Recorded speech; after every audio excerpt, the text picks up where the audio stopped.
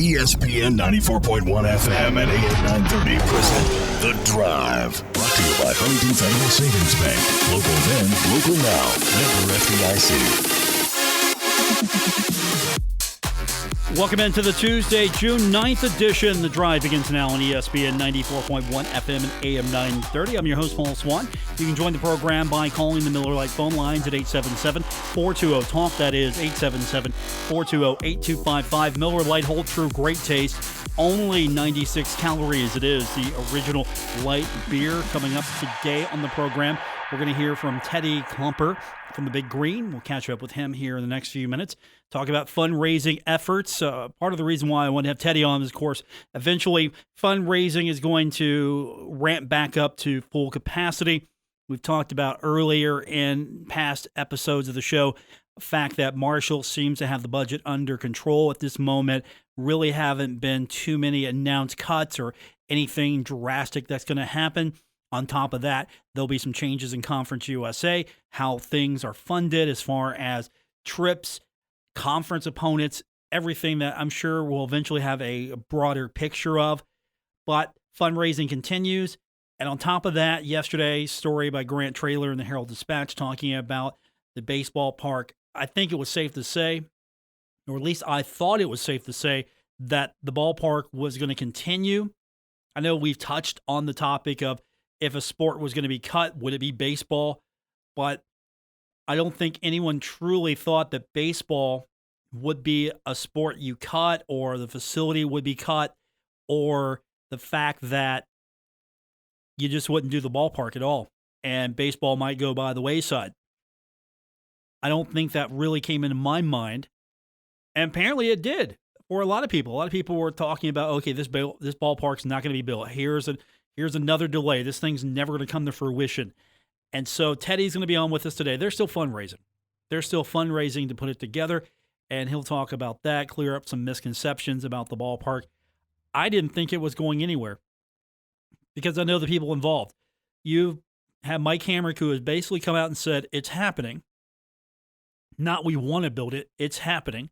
You have Huntington Mayor Steve Williams, who has come out to say, it's happening.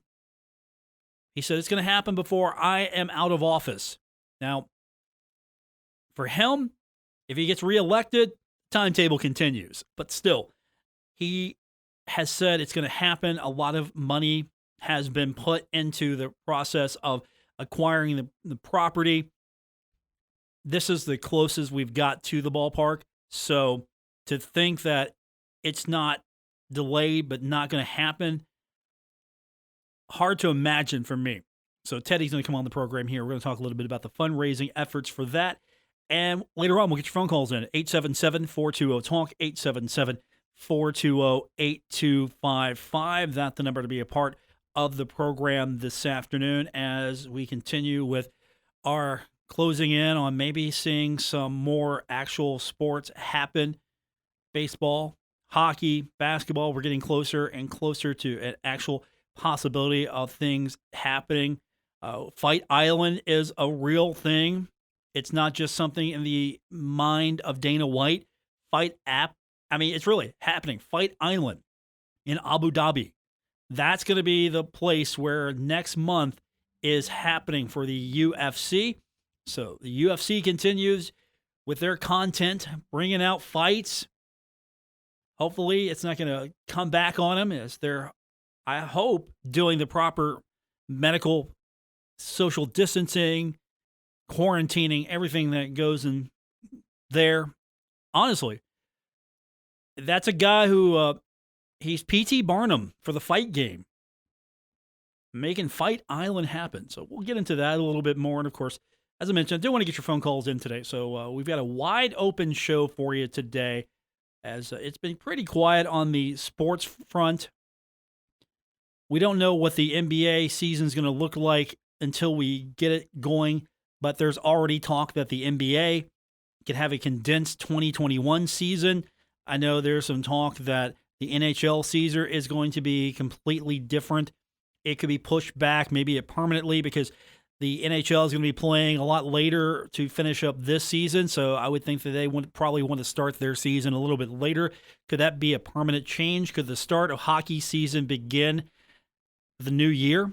Could it begin in January? Could it begin a little later, a little sooner? I would think January is where it's going to really happen. I don't know.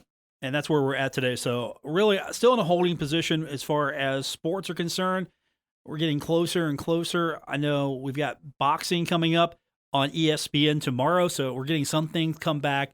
NASCAR continues, so we're seeing what NASCAR brings to the table. I know fans are trying to still get into sporting events. I forget where it was. It was overseas. I don't remember if it was a soccer match, but they have fans lined up outside of the stadium.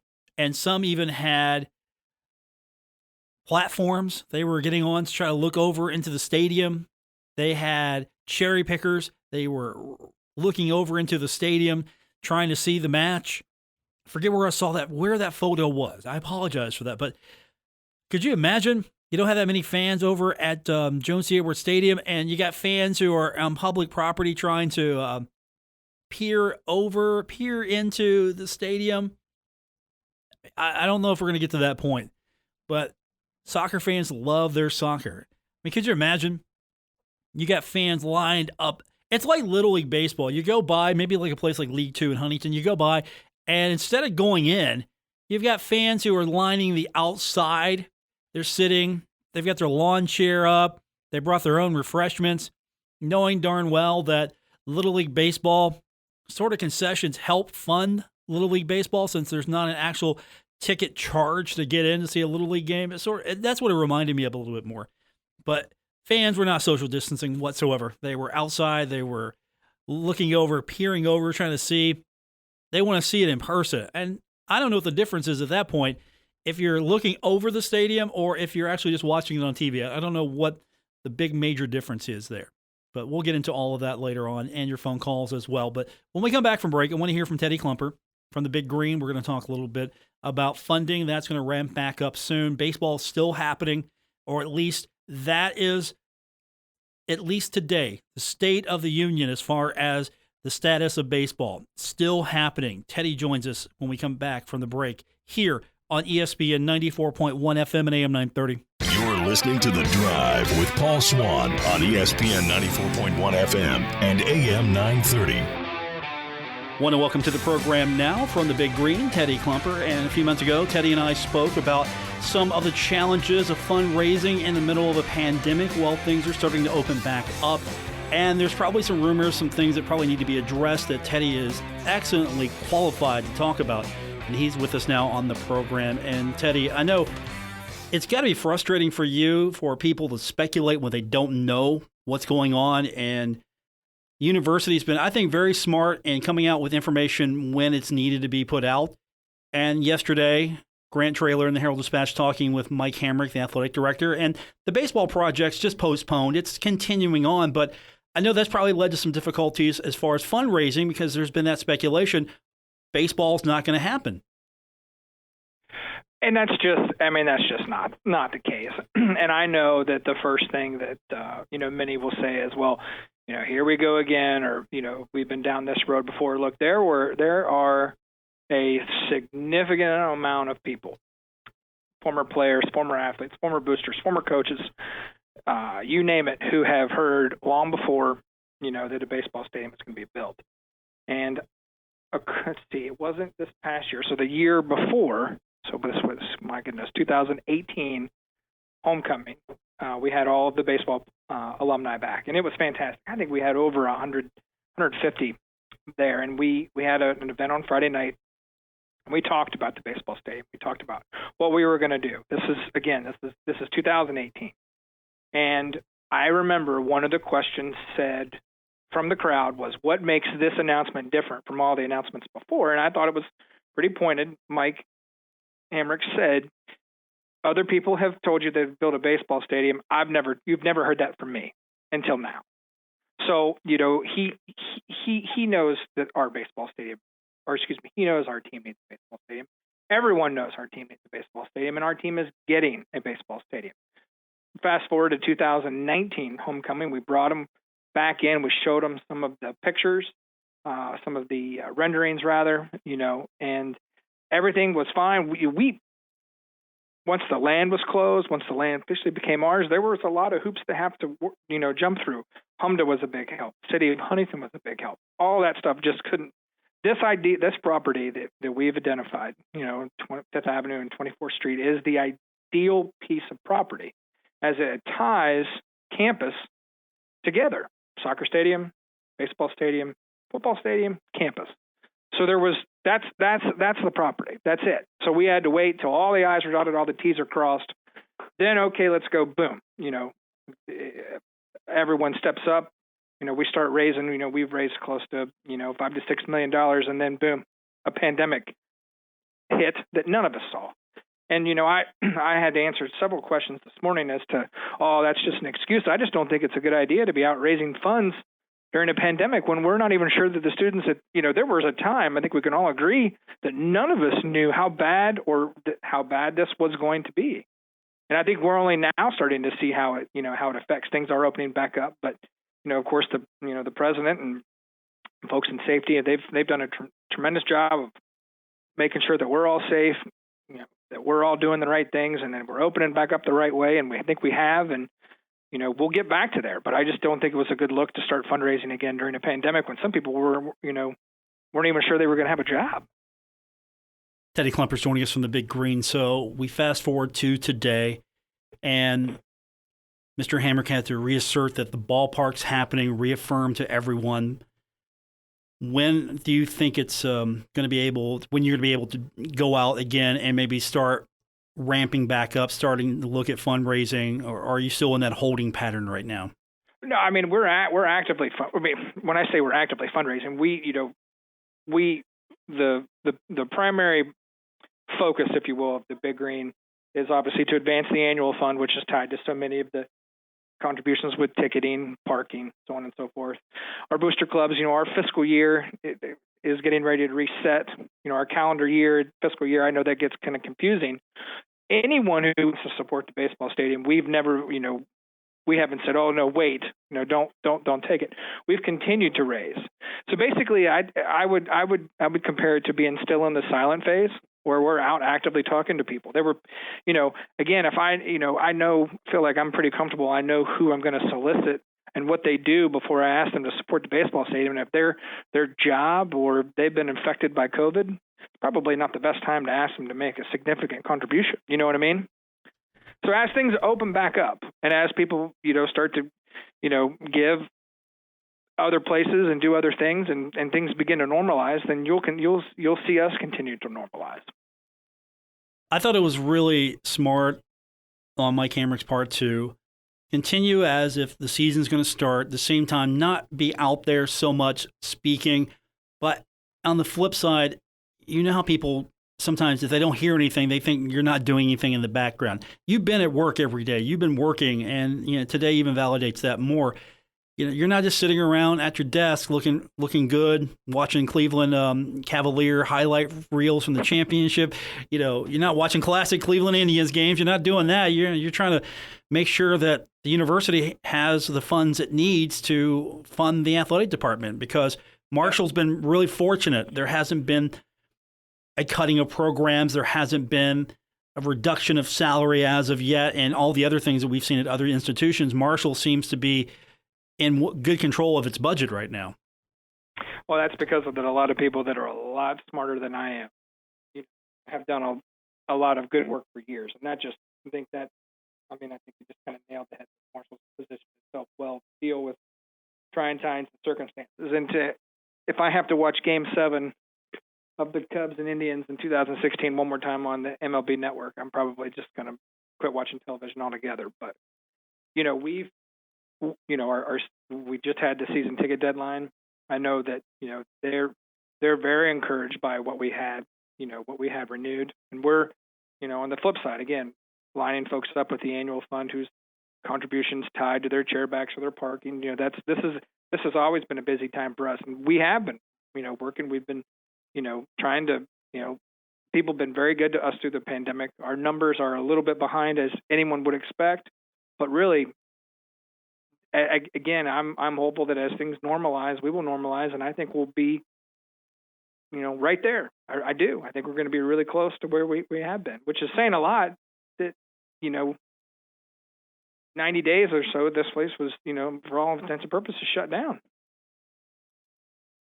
Teddy Kluemper joins me from the Big Green, and I think one thing that needs to be stressed, and I've seen it at other institutions, but Marshall, at least to me, was the first institution to announce that you can get your Big Green membership, you can get your season tickets, and there's not going to be a penalty if there's not a season or if there's a shortened season. And you've devised ways that fans can either get a refund or they can put that money forward towards next year's season tickets, or they can just use that as a gift and put that as part of their contribution for that year. So really, if you want to go to a Marshall football game this year, depending on the capacity, get your season ticket. That'd be the best bet. Yeah, I mean, I think we've made it pretty completely whiffing on what the phrase is. Pretty clear?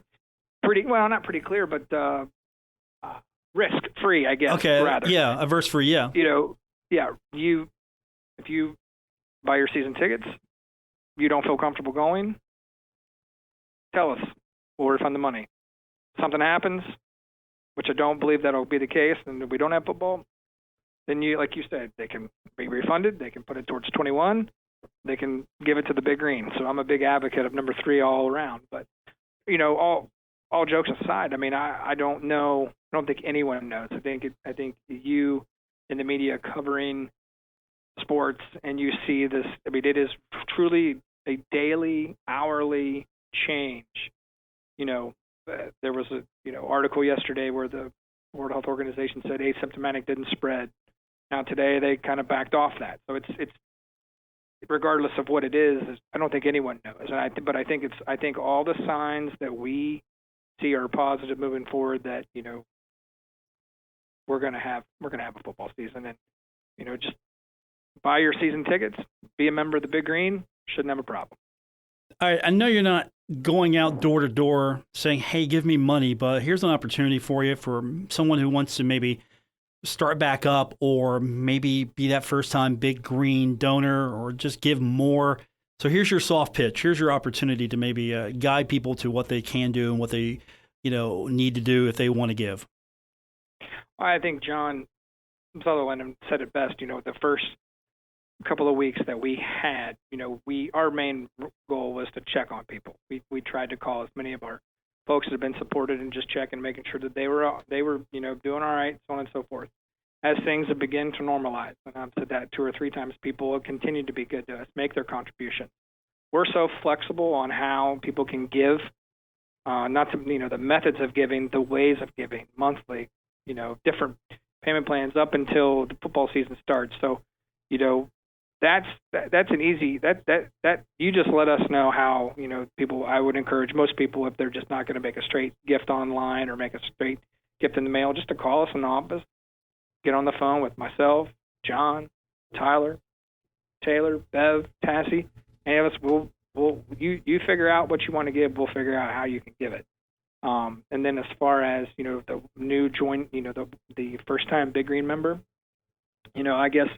We've always touted Herd Perks, that has 75 different discounts for, vendors across the tri-state area. That one's kind of tough right now until everything gets back open. But I think you will agree with me. Every day, just so you see something different. I saw somewhere where it looks like, golf courses was strictly, 1 to a cart. Now it looks like tomorrow or the next day you can go 2 to a cart.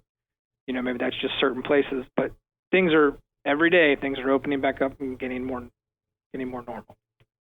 Teddy Kluemper joining us from the Big Green. And again, a baseball park is happening. It's not going anywhere. It's just delayed due to, of course, the pandemic, delaying a lot of things. And honestly, I'm happy that it's not being rushed. There's no rush to get this done. And of course, it affords you more opportunity to fundraise as well and to really do this first class, because I think that's the goal. Get it done, but get it done right. And you always need more support. And I think the last thing you want to do is show pictures of state-of-the-art baseball facility, not a stadium. It's a facility, has, different things in there, and then it be, carved down and, it not look like anywhere close to what it was supposed to. I think that would be bad. I think that this, I think we have demonstrated where the way we built facilities, they're first-class facilities, they're going to last. They're the best in the best of that you can find. And, I think at one point when we opened the indoor athletic facility, I think there were 4 institutions that had a facility like that: Kentucky, Auburn, an NFL team, and I think it was 2 NFL teams, Kentucky and Auburn and Marshall. Now, of course, that was 4 or 5 years ago, and those things evolve every day. But I think we've demonstrated that when we build facilities, they are first class, and that's what this baseball stadium is going to be. Teddy Kluemper, my guest from the Big Green, and of course, I can't wait for sports to get back soon because, well, to be quite honest, Teddy's no fun if I don't have anything to argue with him about. I mean, he's too nice of a guy. Out of things to talk about. I'm serious. You're too nice of a guy, except when it comes to our sports teams. Anything else, I can't argue with you. I can't fuss with you. You're just that nice of a guy. Talk about our sports teams, though, man. It's a different ballgame. Polar opposite. Exactly. I mean, I don't even know how do we get along, because obviously you root for the wrong baseball team. You root for the wrong football team. I don't even. Your baseball team's just a farm team to my baseball team. Oh, is that true? Is that true? You don't even have a hockey team, do you? I don't have a hockey team. Not a big hockey guy. See, we need to change that about you. I guess if I'd had to pick one, it would be the Blue Jackets by default. Okay, we could do that. I mean, look, I'm a Rangers fan, and the Blue Jackets play against the Rangers. We can do that completely. At least it wasn't a Pittsburgh. You weren't the Pittsburgh Penguins. I mean, that wouldn't make sense for you anyway. That would be totally out of character for you. No. And we just need an NBA team for you now. We'll be all good. Well, yeah, I have an NBA team. They may be the all-rookie team, but I still have my NBA team. I mean, they have an NBA team in Cleveland still? They do. I didn't know that. 2016 champions. I didn't know that. I thought that team folded a few years ago. Yeah, that's what a lot of people thought. Teddy Kluemper is joining us. Yeah, how you enjoying watching LeBron in LA? I mean, I told you, I'm tired of watching the Game 7 reruns of the Indians, and then their steadily rotation between Game 7 and 16 when they lost to the Cubs, Game 7 and 97 when they lost to the Marlins, and Game 6 and 95 when they lost to the Braves. So I feel like those have been on a steady repeat. Got to get some wins there. You got to get some World Series wins. Yes, it is. So we're building a baseball stadium. Everything's going to be fine. It's going to be a challenge. I think everybody knows that. We're committed to doing this project. Mike Hamrick's committed to doing this project, and we'll continue to raise. And anyone's interested in finding more about how to support the baseball stadium can just call us in the Big Green, and we'll walk you through it.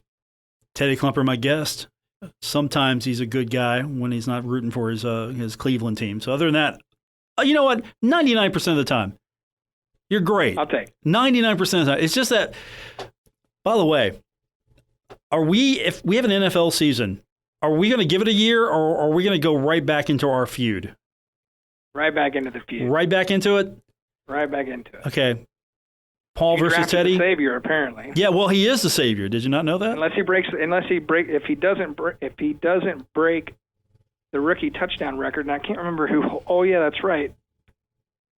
That would be Baker. Still a reigning rookie.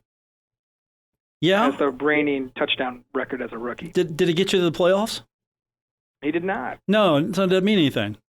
I mean, LeBron James has got a lot of records also, and he doesn't have that many championships compared to Jordan. LeBron, Who's that? LeBron, you remember him? Okay. He brought Cleveland its only championship in, 50, 60 years? Long time. A long time? Since the Browns won him before the NFL and the AFC merger? Yep. Yeah, so, okay. Records mean nothing. It's wins. You know this, Teddy. Wins. Looking forward to playing football all around. Yeah, I am too. I can't wait to get back at it with you at the NFL, but keep me updated on what's happening at Big Green because, again, you're right. I think people just automatically assumed, okay, baseball is tanked. It's gone, and that's not the case. It's not. And you look at what we have the possibility of holding and the attractions that facility will have. And, again, I think just the fact that how it will tie the campus together, soccer stadium, baseball stadium, football stadium, and then in a campus. It'll be something pretty spectacular. Looking forward to it. I can't wait to see you on game day soon or sooner. Well, I can't wait to see you, Paul. Looking forward to it, and we'll have some fun to talk about the Bengals and the Browns real soon. I'll keep up with you because again, Big Green open 24 hours a day, 7 days a week. I'm sure if you call Teddy now at 4 a.m. with a substantial gift, he'll take it. We will take it. Teddy, good talking to you. We'll do it again soon. All right, thanks, Paul. That's Teddy Kluemper from the Big Green. We got more on the way. It's The Drive, ESPN 94.1 FM and AM 930. Buckle up. Paul Swann has the wheel on The Drive, ESPN 94.1 FM and AM 930. We're presented by Huntington Federal Savings Bank. Welcome back to the Tuesday, June 9th edition. The Drive on ESPN 94.1 FM and AM 930. We do have some sports coming up tonight. Top Ranked Boxing, that's tonight. 7 o'clock is going to be a place to find it on ESPN. So the featherweights are going at it tonight. So Top Ranked Boxing's back. We got plenty of classic games still going on. The whole classic game has sort of wore thin on me because how many replays can we just go through? Now, if you've never seen some of this stuff, that's cool. But after a while, we go past the list of classic games and the games that are really good, and now we're just showing games. We're just showing games. We're just showing, you know what? They played that day. Let's show that. That's what it's looking like right now. Hey, for example, let's look at here's what Golf Channel had today. Golf Channel didn't have anything. NBA, we get 2015 NBA Finals. That's on NBA TV. The 87 Finals. Okay, that the Lakers Boston. Okay, I'd watch that. That's at 6 p.m. tonight. NFL Network. This came on an hour ago. If you are listening live, came on at 4 p.m. Eastern time. If you are listening on the podcast. The Cleveland Browns at Baltimore Ravens. The NFL Network showing that. Okay, no. Hey, here's one I would watch. 1993 Stanley Cup Final. If I didn't turn off some of the sports packages. Look, I'm saving money. Come on. Los Angeles Kings at Montreal Canadiens. Classic game from 1993. If you know anything about the Canadiens, they were the team. The Kings were led by Wayne Gretzky at that time. I think this is the last time. This is it. This is the final Stanley Cup I think the Canadiens won in 1993. I remember this well because I cursed the Montreal Canadiens after they beat the Kings because I was a huge Kings fan at the time with Wayne Gretzky. That is it. That came on today 8 a.m. Oh, man, I missed that. 8 a.m. today. Let's see what's coming on tonight. NHL Network. The Blackhawks Flyers coming on tonight. I mean, that's what you got to work with. 2010, Game 3, Stanley Cup Final. Blackhawks, Flyers, Game 6 tonight. Let's see, 11 p.m. if you're up. Tampa Bay taking on Chicago in 2015 Stanley Cup Finals. Nothing really else exciting there. So it's just a wasteland right now of things going on. So if you're looking for anything, you've got Top Ranked Boxing tonight, and then you've got Korean baseball coming up at 5:25 in the morning. That's it. That's what you have to work with here. So do we want sports to come back soon? Absolutely. And it looks like the NBA is probably going to be the first league to get back of the majors. Baseball is probably going to be falling behind. I think NHL will get back before baseball. And TNT, they've already got the plan. This is more of I'm kind of curious how they pull this off. It doesn't look like they're going to have announcers in the arena. This is going to be RoboCams all the way. Kevin Harlan was discussing this on SiriusXM NBA radio, and he says that what he's heard from the people at TNT is that they're going to be in the studios in Atlanta, and they're going to set up as close to possible a broadcast table like they would courtside. So they're going to set them up as if they are on courtside, but they're not going to be on courtside. They're going to have monitors instead. And they might get to be on site for the conference finals, the championship. They might be able to get on site for that. But other than that, no consideration there. And they're still talking about using video game audio. So they're going to use video game audio from NBA 2K, possibly. They're going to pump that in. Do I want artificial? Is that going to make the broadcast better for me? If it's radio, oh yeah. If it's radio, I want crowd noise. Because if you ever heard a radio broadcast without crowd noise, play-by-play, have you ever heard it? It's boring. And so I can understand why they would want to pump in some audio to help accentuate the visuals, because you're not going to have a crowd there. I don't think they should superimpose fans.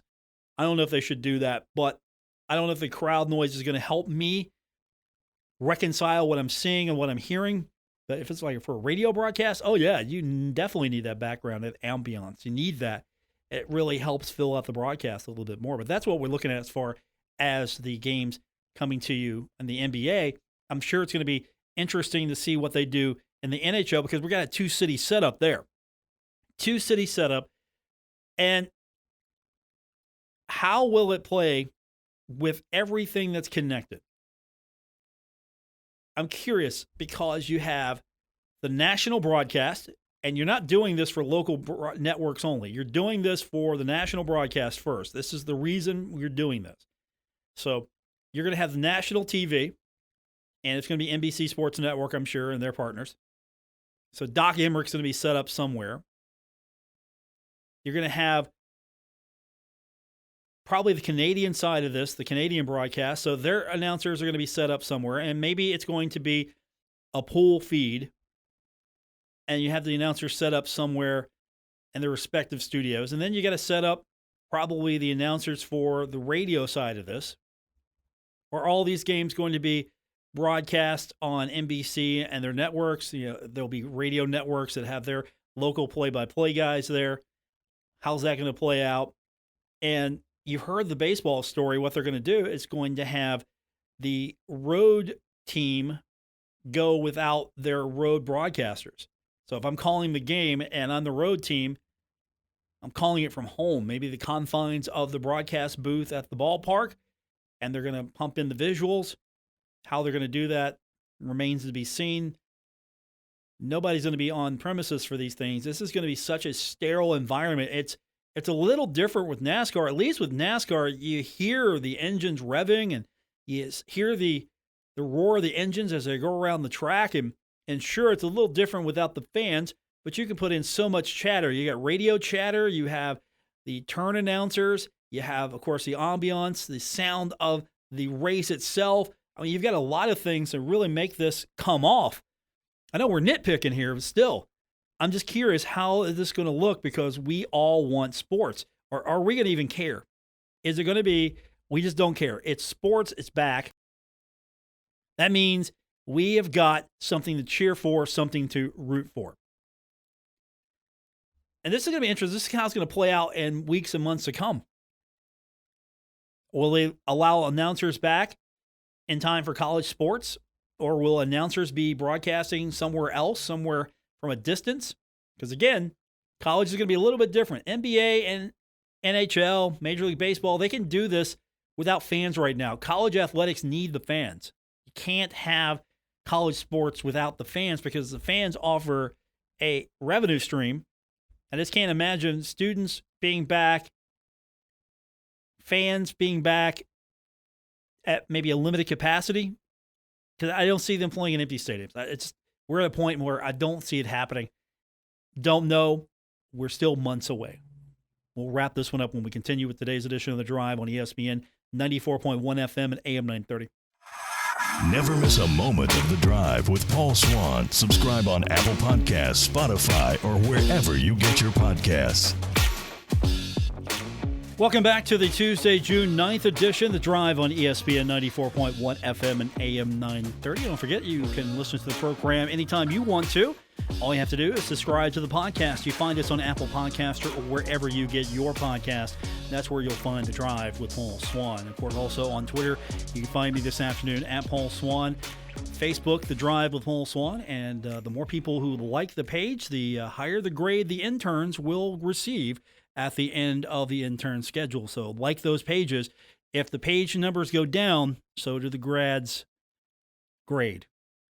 Yeah. Now, you didn't know that in the booth, did you? Just you, Spencer. Just you. Your grade goes down.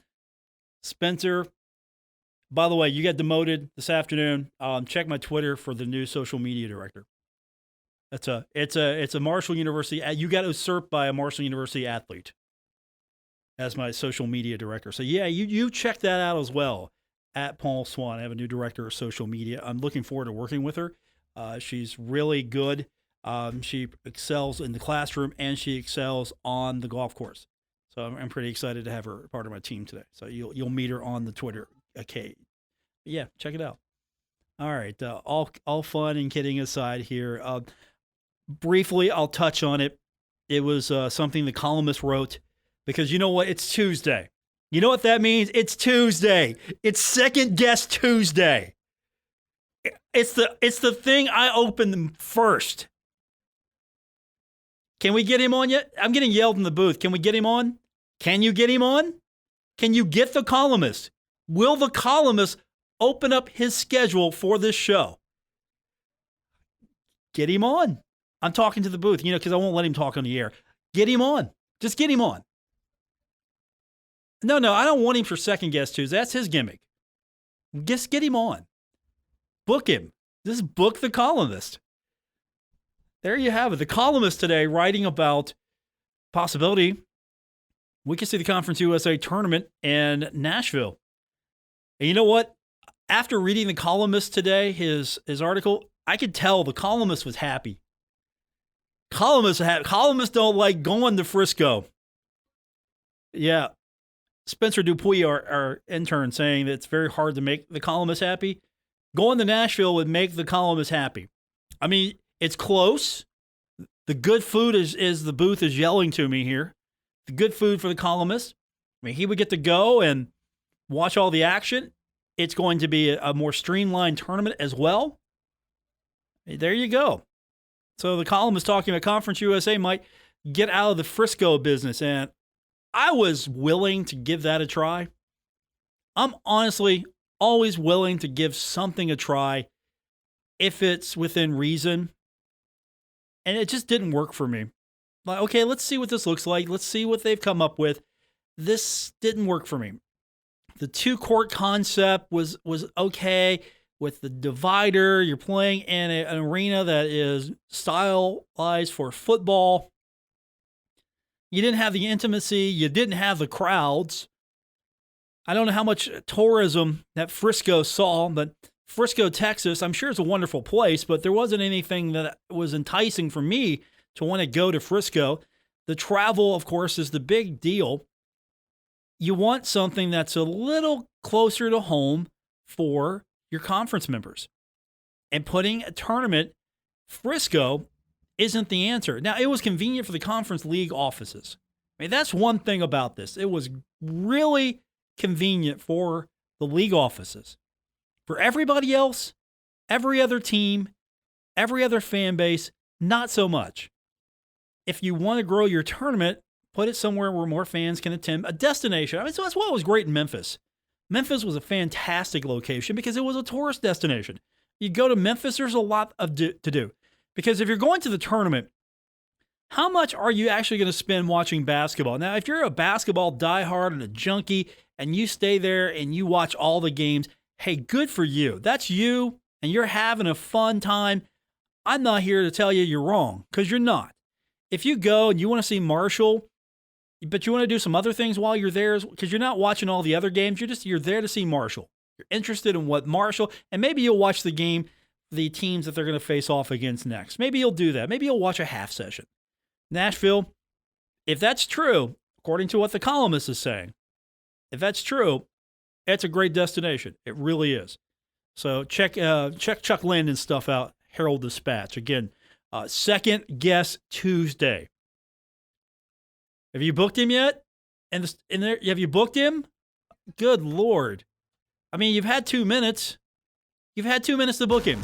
That's going to do it for this edition. All right, I'm putting you on the spot. If he's not on this show, you're getting a grade demotion. That's the challenge right there. Chuck Landon is going to be on this show tomorrow. Make that happen. I want him on the show tomorrow. Make it happen. Chuck Landon on the show tomorrow. Not, it's going to be a long day for you in there, Spencer. That's going to do it for this edition. I want to thank my producer, our intern, Spencer Dupuis. I appreciate him giving me a foil to bounce off of. That's going to do it. Back tomorrow here on ESPN 94.1 FM and AM 930.